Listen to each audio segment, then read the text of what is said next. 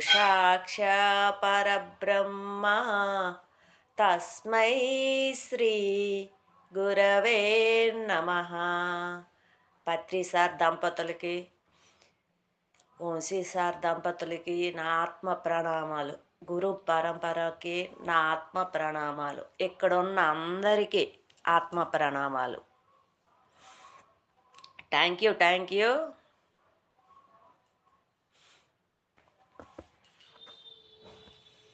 విశ్వవరమాత గురించి తెలుసుకుందాం. రిషిక విశ్వవర. ఈమె వేదకాలానికి చెందిన అత్యంత ప్రసిద్ధి మహిళా ఋషి. హిందూ సనాతన ధర్మంలో వేద మంత్రాలను దర్శించి సమాజానికి అందించిన బ్రహ్మవాదినులలో ఆమె ఒకరు. ఋగ్వేదంలో ఈమె పాత్ర, చరిత్ర మరియు ఆధ్యాత్మిక ప్రాముఖ్యత వివరాలు తెలియజేసుకుందాం. జననం మరియు వంశం. ఆమె వంశం అత్రి మహర్షి పుత్రిక. ఈమె విశ్వవర ప్రసిద్ధి సప్తసురులలో ఒకరైన అత్రి మహర్షి మరియు అనసూయదేవిల కుమార్తె. ఆత్రేయ వంశం అత్రి మహర్షి వంశంలో జన్మించడం వల్ల ఈమెకు విశ్వవర ఆత్రేయి అని కూడా పిలుస్తారు. మరో ప్రసిద్ధ రిషిక అపాల ఈమెకు సోదరి అని పురాణాలు చెబుతున్నాయి.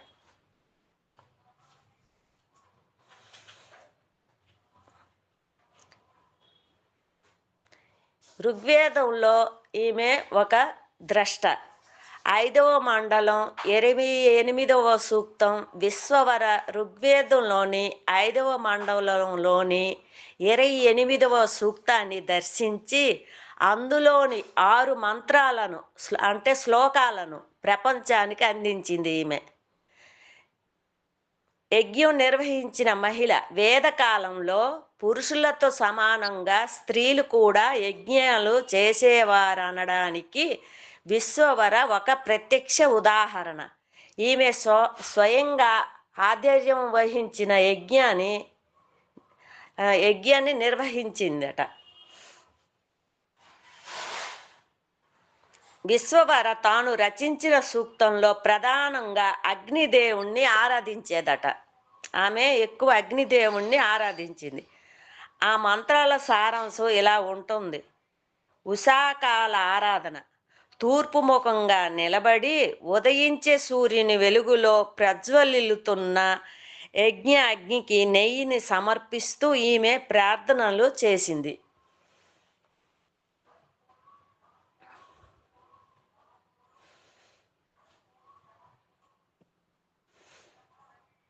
ఈ సూక్తంలో మొత్తం 6 మంత్రాలు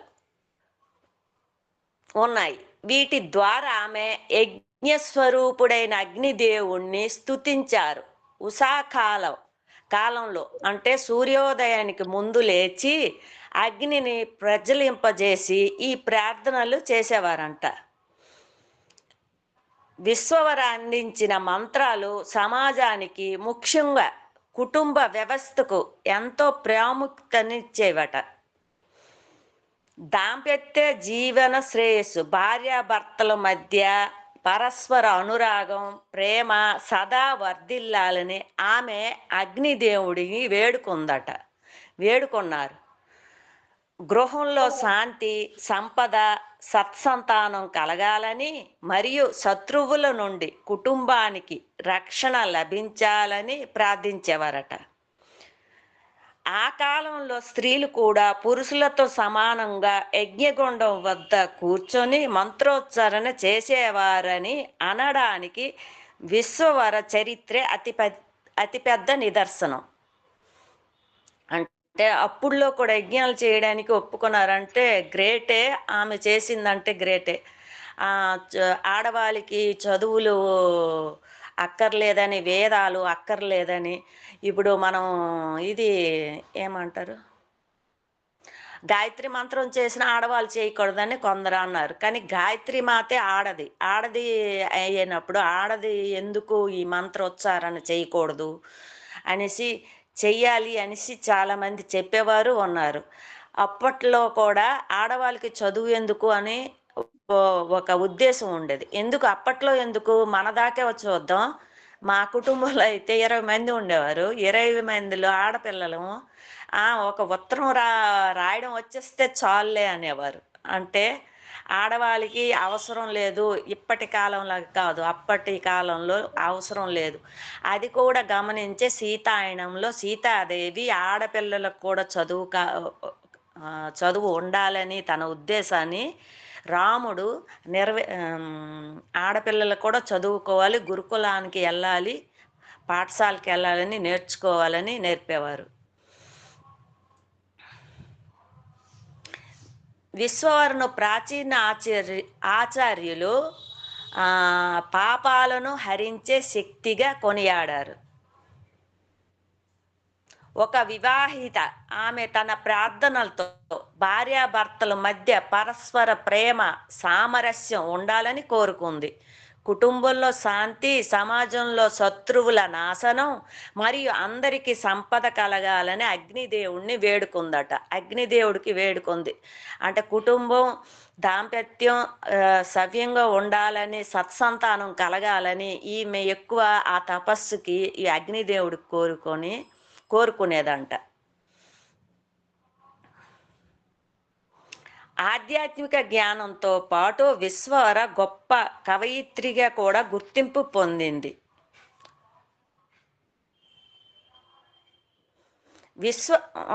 విశ్వవర అందించిన మంత్రాలు సమాజానికి ముఖ్యంగా చదువుతాను.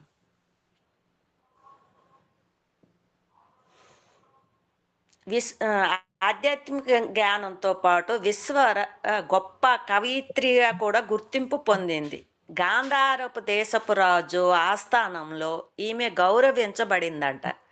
గాంధార దేశం అక్కడ ఈమె ఒక గొప్ప గురువుగా మారి 9 మంది శిష్యులకు అంటే వారిలో ఎక్కువ మంది మహిళలే మరియు పేదవారు ఉన్నారట. ఆమె శిష్యులలో మహిళలు పేదవారే ఎక్కువ ఉన్నారట. వేద విద్యను బోధించింది. వేద సంస్కృతిలో మహిళను ఉన్నత స్థానం, మతాధికారాలు మరి బ్రహ్మజ్ఞానం ఉండేవనే విషయానికి రిషిక విశ్వవర జీవితం ఒక్క గొప్ప నిదర్శనం.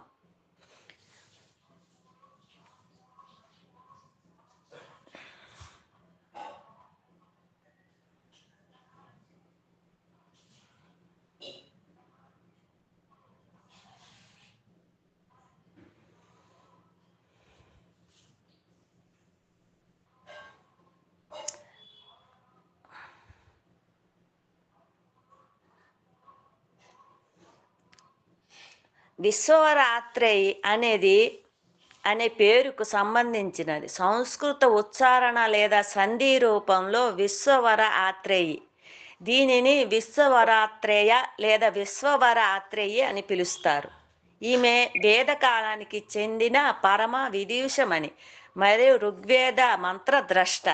ఈమె గురించి మరికొన్ని విశిష్టమైన లోతైన వివరాలు తెలుసుకుందాం.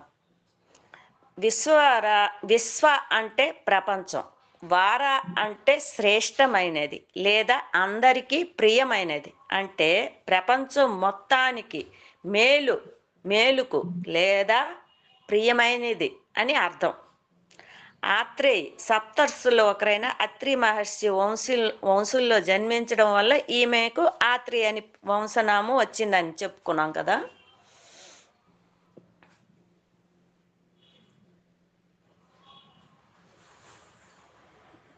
విశ్వవరక బ్రహ్మవాదిని. ఈమె కేవలం మంత్రాలను జపించటమే కాకుండా యజ్ఞగుండం వద్ద స్వయంగా నిలబడి పురోహితురాలిగా, యజ్ఞ నిర్వాహకురాలిగా హోమాలను నడిపించేవారని పురాణాల ఆధారాలు చెబుతున్నాయంట.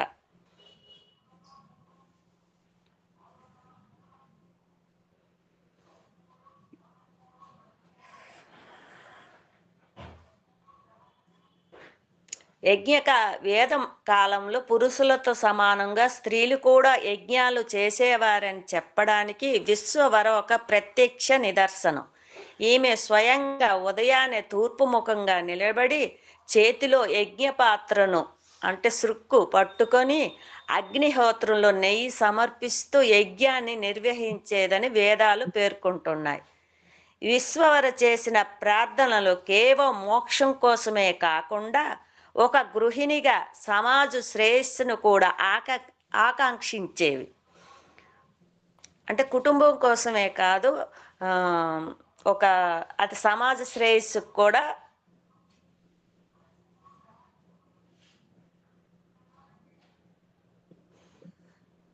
గాంధార దేశరాజు ఆస్థానంలో ఈమె ప్రతిభను గుర్తించి గౌరవించారు. ఈమె ఒక గొప్ప గురువుగా మారి పలువురు శిష్యులతో వేద విజ్ఞానాన్ని, ఆధ్యాత్మిక సాధనను బోధించింది. ఈమె ప్రధాన శిష్యులలో అగ్నిమాల అనే మహిళ ప్రముఖురాలట. వేదకాలంలో స్త్రీలకు విద్య, ఉపనయనం, యజ్ఞాలు చేసే హక్కు మరియు సమాజంలో అత్యున్నత గౌరవం ఉండేవని.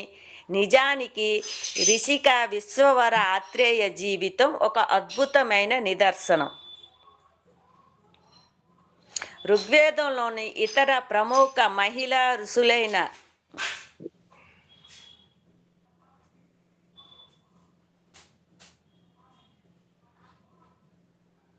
విశ్వవర కేవలం ఆధ్యాత్మిక సాధనకే పరిమితం కాలేదు. ఆమెకున్న అపారమైన జ్ఞానం, కవితా పటిమ కారణంగా నాటి ఎందరో రాజులు ఆమెను గౌరవించేవారు.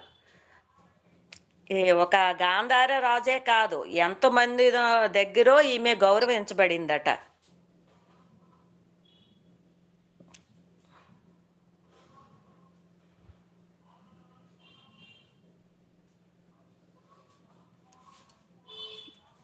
గాంధార దేశపు రాజు సైతం ఆమె తన ఆస్థానంలో అత్యున్నతంగా సత్కరించినట్లు కొన్ని గ్రంథాలు కూడా తెలుస్తున్నాయట. ఆమె చేసిన ఇది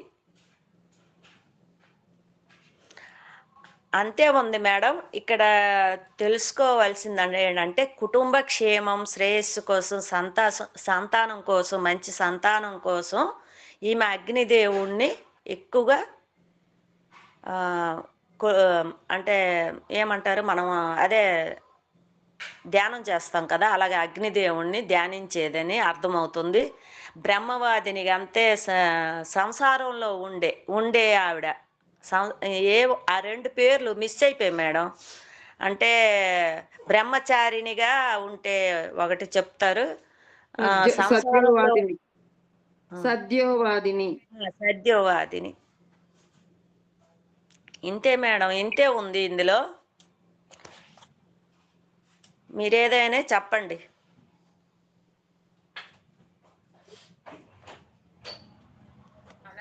చెప్పారు మేడం, మీరు బాగుంది. ఉమా మేడం చెప్తారు.